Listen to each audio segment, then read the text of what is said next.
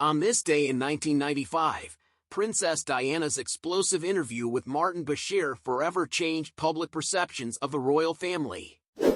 A tale of betrayal and heartbreak, it captivated millions while leaving Prince William with emotional scars that persist to this day.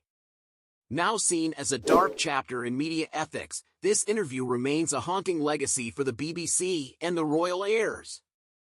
The 1995 BBC Panorama interview between Princess Diana and journalist Martin Bashir was a defining moment in modern royal history, one that held Britain and the world spellbound.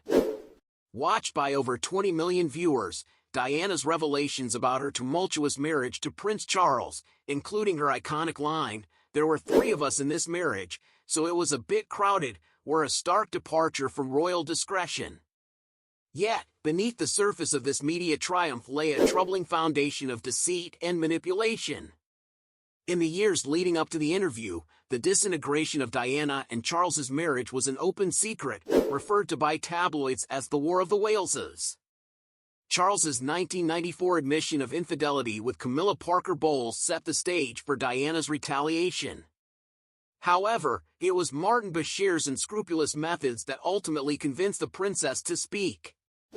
Using falsified bank statements and fabrications about royal conspiracies, Bashir preyed on Diana's vulnerabilities, painting a picture of paranoia and betrayal that resonated with her personal experiences. This deceitful strategy, uncovered in 2021 through Lord Dyson's investigation, has been deemed one of the BBC's greatest ethical failures.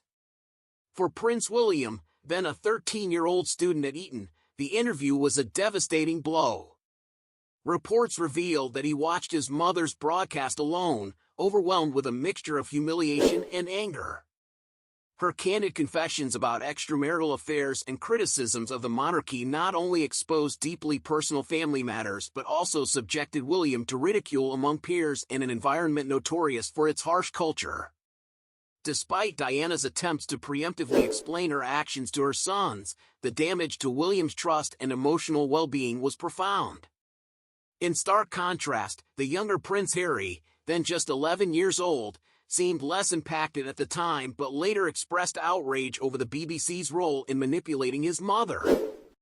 Both brothers have since condemned the network, with William categorically stating the interview should never be aired again. He described it as a source of false narrative that exploited Diana's vulnerabilities and tarnished her legacy. The fallout from the interview was seismic.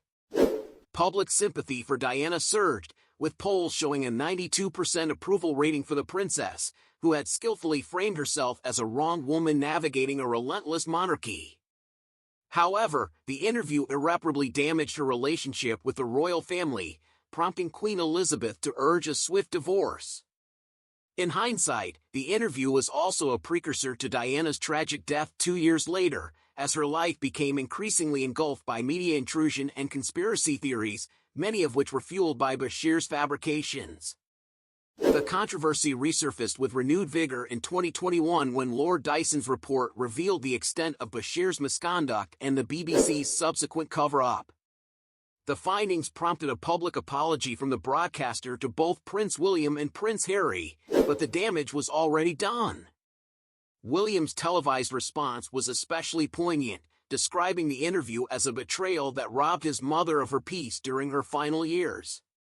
Meanwhile, Harry echoed his brother's sentiments, stating the culture of exploitation fostered by unethical journalism had ultimately contributed to Diana's death. The interview's shadow looms large, even decades later. Despite William's pleas, excerpts were controversially used in Netflix's The Crown and the Sussex's documentary series, sparking further tension between the brothers. It remains a divisive topic. For some, a bold act of Diana reclaiming her narrative; for others, a tragic manipulation that exposed her and her children to